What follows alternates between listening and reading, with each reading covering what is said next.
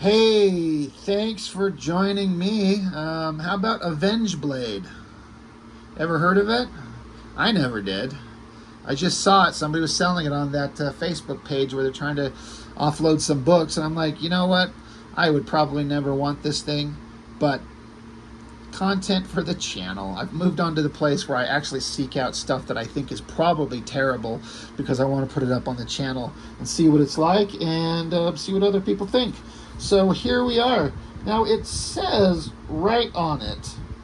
I kind of struggle with this one in the same way. I just got done reviewing the issue of Verotica, and I was talking about in that review how, like, the book itself, that Verotica, is telling you exactly what it is. So how can you get pissed off when it's exactly what it says that it is? Well, it's like, well, I want it to be better than what it actually was. And you could argue, well, what's better? This is like, you know, that book is like horror schlock bullshit.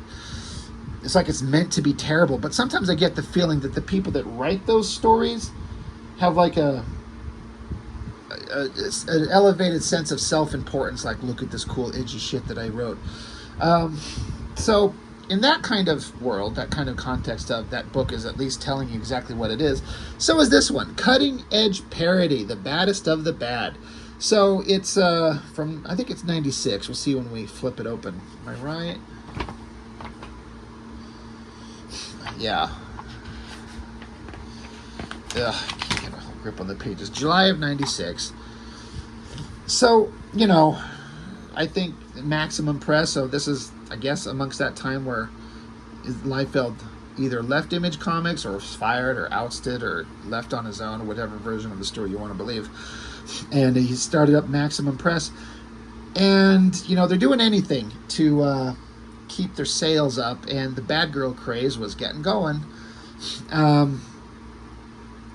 So I couldn't imagine, because from this studio with the artist that he had for the most part, I couldn't imagine this being anything but absolute garbage. And it is. It's complete fucking trash. But there's such a thing as trash that you love. One of my viewers, I'm trying to remember the name of the user. I don't want to say it wrong, so. But he was talking about how all this stuff is trash and he loves it. And, you know, that's a fair assessment, all this 90s comics crap. It's all trash, it's all garbage, and we all bought it, and we all loved it, and we all had a great time. I'm basically predicating my entire channel's content on that stuff. So I'm not trying to be high and mighty like, oh, I'm better than this, I'm going to make fun of it. But there are versions of it that's better than others, and sometimes, no matter how good the intentions were, like, it's kind of like this thing you made is actually embarrassing. And I think that this is. This cover's kind of okay. The pose is, it's kind of hard to see. Like, these are her shoulders twisted towards us, but then her lower body's twisted coming towards, you know, her shoulders are twisted away, so we see her back, but then her hips are turned forward, so her knees are coming at us. We can see her right leg and foot, but not her left foot, because it's covered by fire. I think there's something there. I feel like the only thing on this that's really kind of saving it, I kind of like the inking on it, honestly.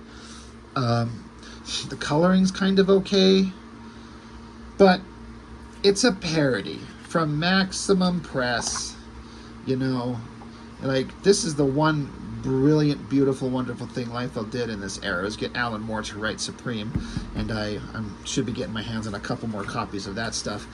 But then they make this schlock. Now, again, can I really critique this if it's just to be a fucking joke? Can I just go along with it and let people enjoy what they love and have fun with it?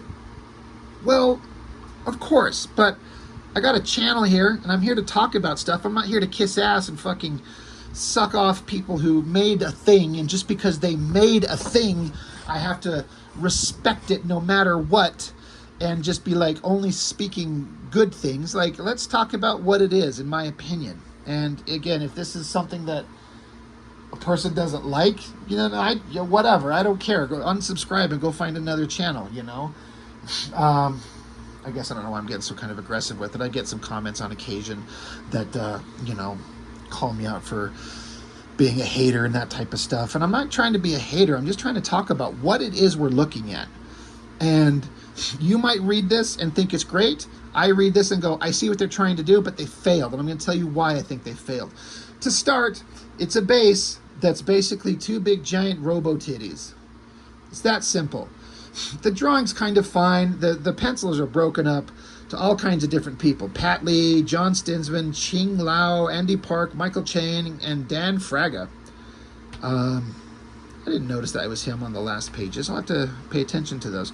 In this era, in 96, not a one of them was any fucking good. Like, really. Some of them were better than others. And no disrespect meant to the people. They're all young guys doing the best they can at a publisher with one of the biggest names ever. You're going to do all this stuff that they were making. It's like kids making comics for kids. And they're like, we're going to do a parody comic on the bad girl trend. We're going to start it out with a base that's a bunch of giant, like, metal boobs. Only D cups allowed, it literally says.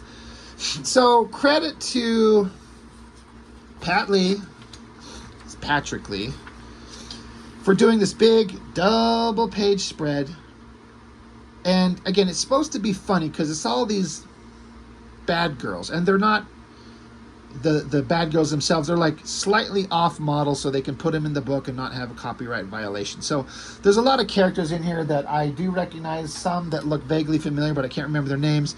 Some I don't know what it is. So roll call. I think that's supposed to be Major Kusunaga from Ghost in the Shell, based only on kind of the hair, the eyes, and the little goggle thing.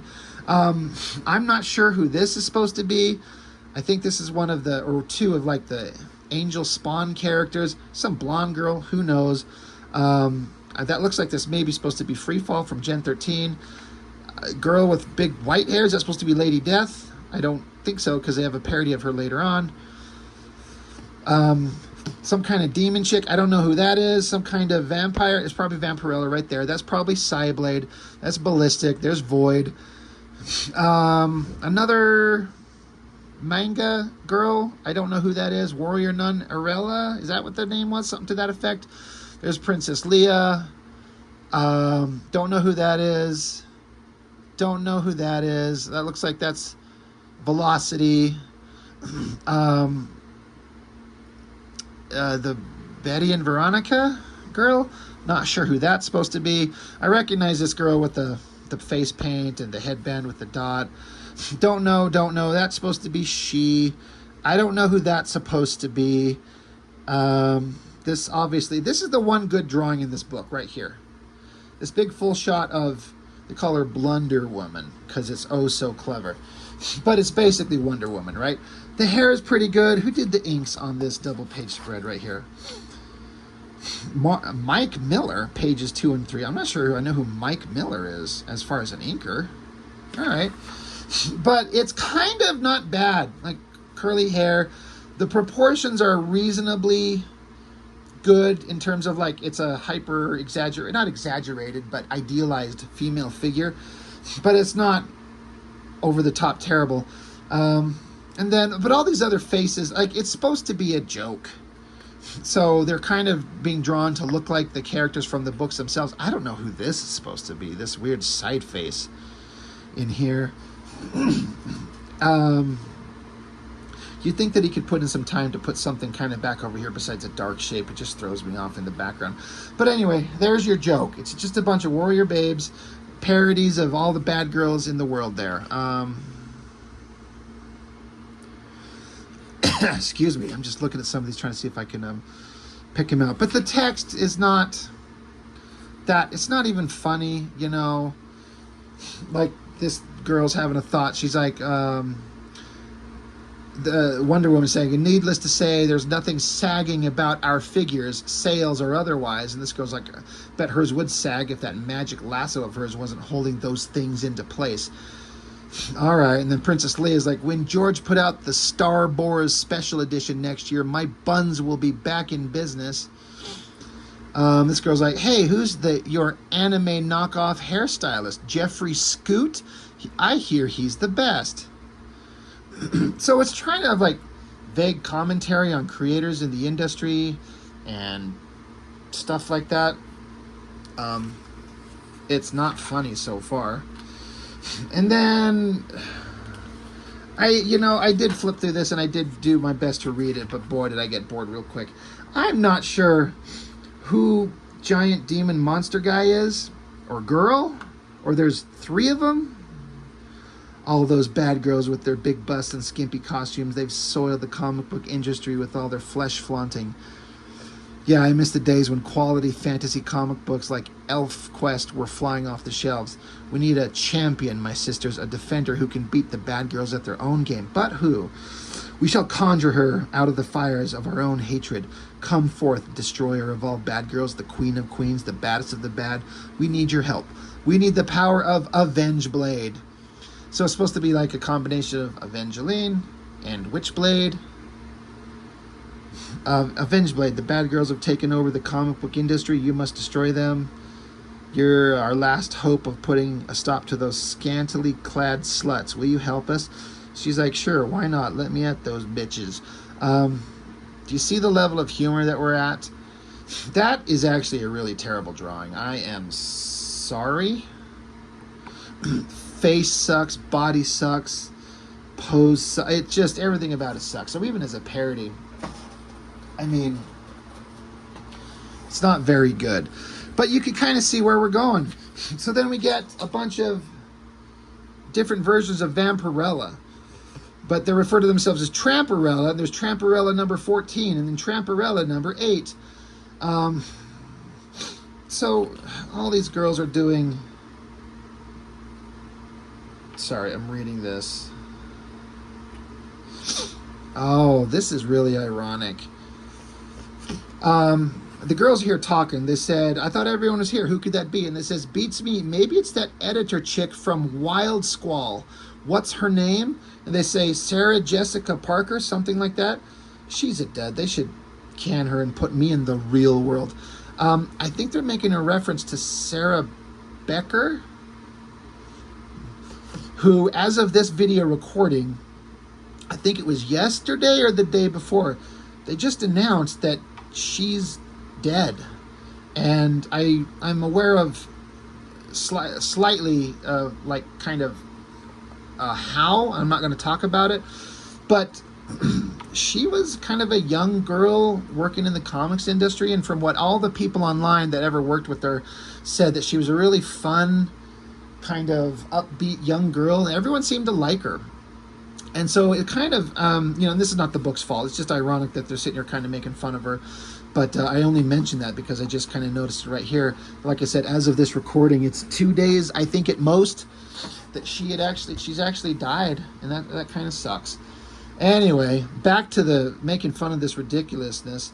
So anyway, the backgrounds are terrible. The storytelling is terrible. But again, it's supposed to be a gag comic. So how pissy can we get about it?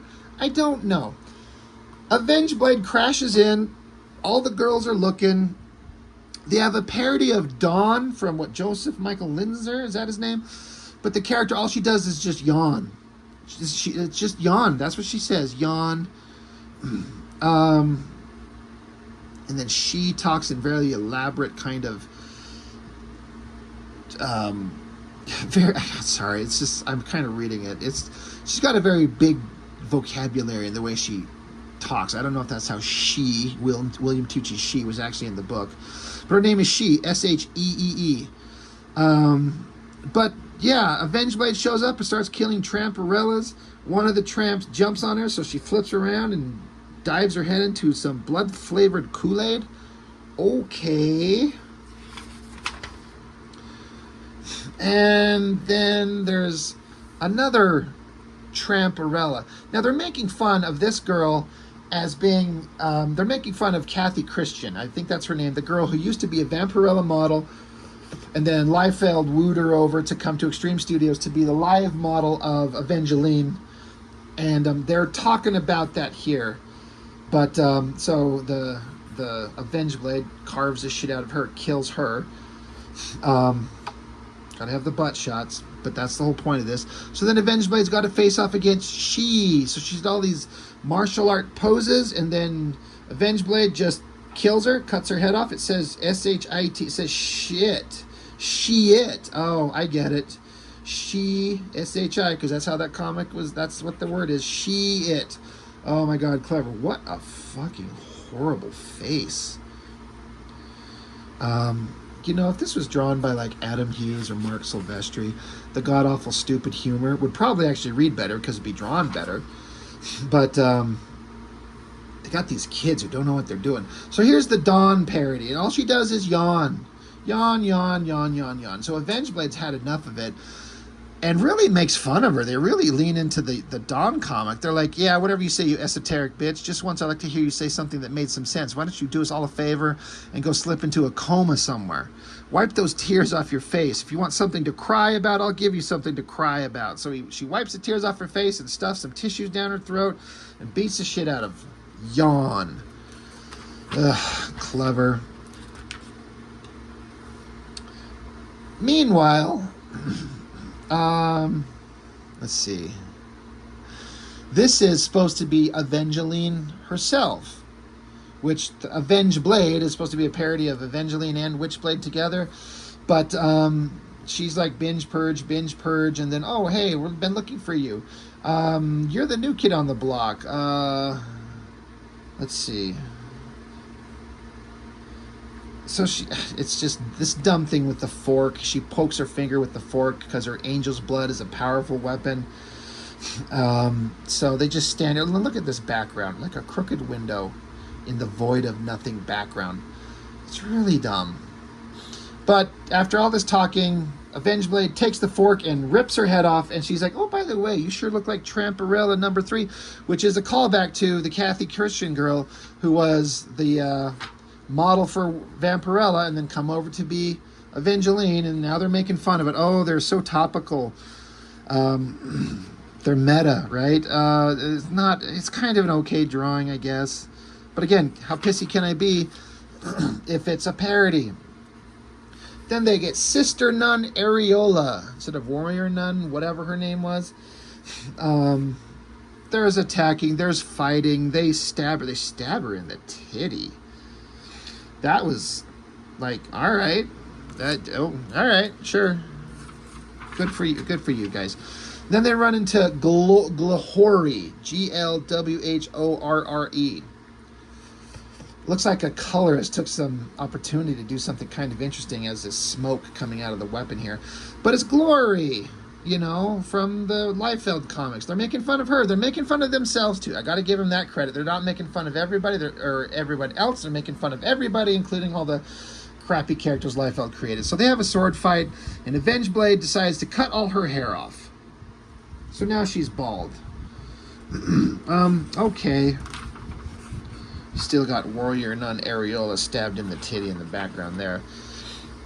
And then it's supposed to be Kabuki, but she gets flipped over and kicked and stabbed, and then Witchblade shows up, and they say some, this is kind of crappy. They say, oh, you're the one with the great story, right? So they're calling out, in my opinion, too. Witchblade actually had a good story that I was very interested in. So they're like, oh, you're the one with the great story, right? Everyone knows that your artist carries the book. The second he leaves, your sales are going to plummet.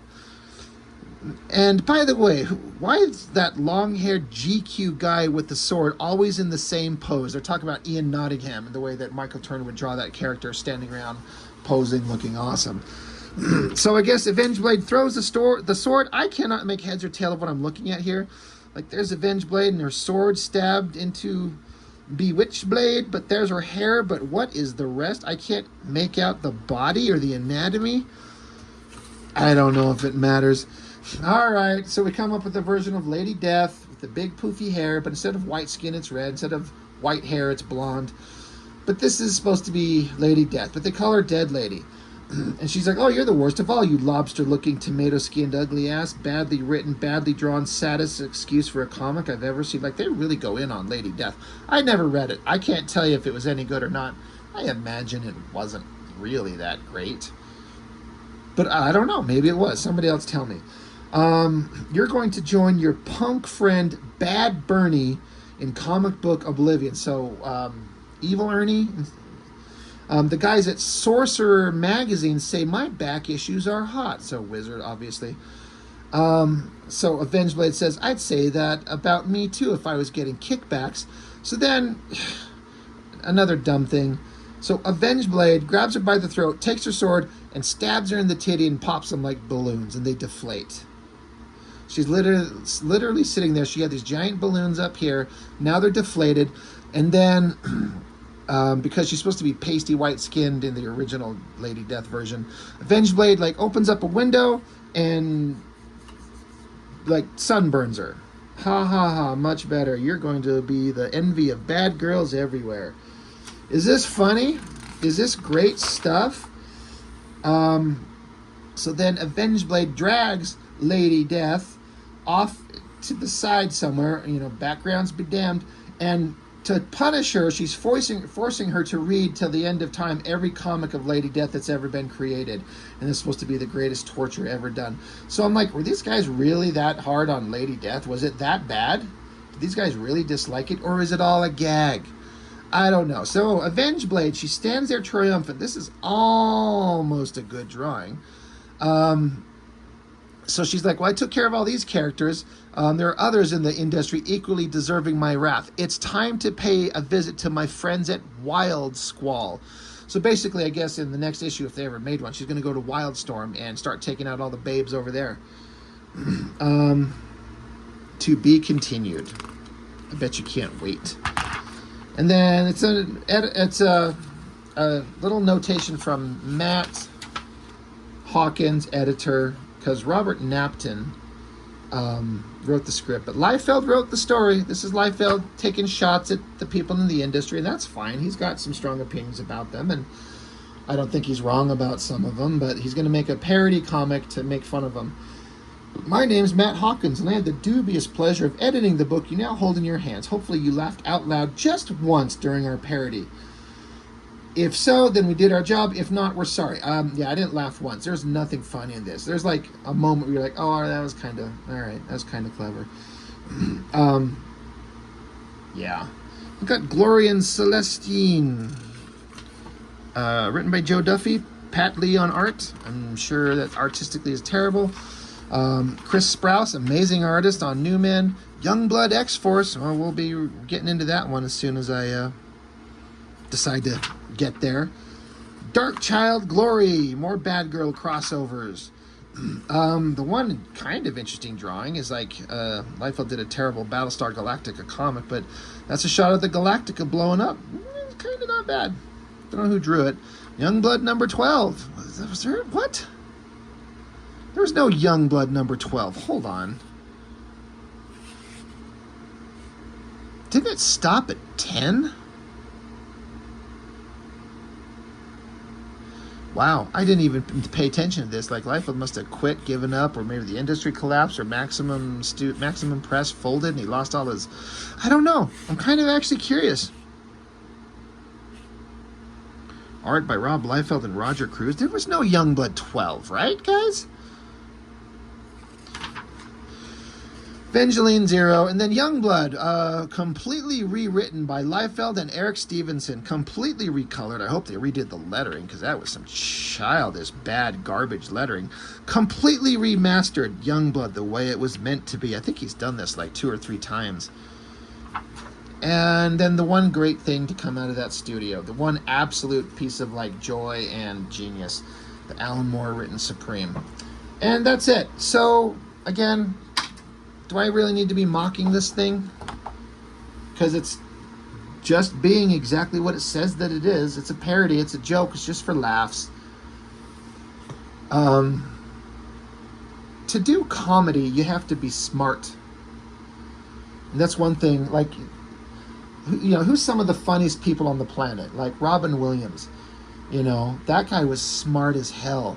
George Carlin, Dave Chappelle,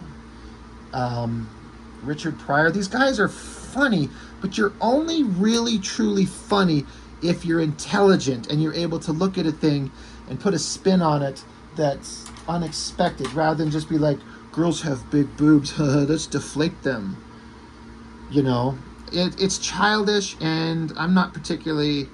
I didn't like this at all, but again, I got it for content for the channel. You know, I'm actually seeking out garbage books. I was hoping it to be pleasantly surprised, and I got exactly what I kind of thought that it would be. It would have been nice if there would have been like some fantastic art, But I also get a kind of a sense, it just kind of occurred to me flipping through this, that maybe these guys were rushing through this book, hence the no backgrounds. You know, they're all working on something else. We're like, oh, we're going to throw together a parody. You know, just draw hot babes. No backgrounds needed. All right. Here we are. This thing sucks. Like, just being honest, in my opinion, it sucks. It's not any good. But it's worth looking at. It's a little weird artifact from back in '96. And, you know, kudos to them for trying, I guess. You know, and Lifei, like, he's got strong opinions about stuff and about Wizard Magazine and people in the industry and how some people he feels like wronged him. And, you know, I think he's got valid opinions about a lot of stuff. He seems to be a pretty smart guy. He's just a terrible artist, and that's the only problem I have. And then I don't like his personality online. He's kind of a jerk. But, you know, I think that could have been a more interesting way for him to kind of express his opinions rather than this dumb parody book. I don't know. It's just not worth it. So anyway, that's it. Avengeblade. We're done. That's all I got. Thanks for watching. Bye.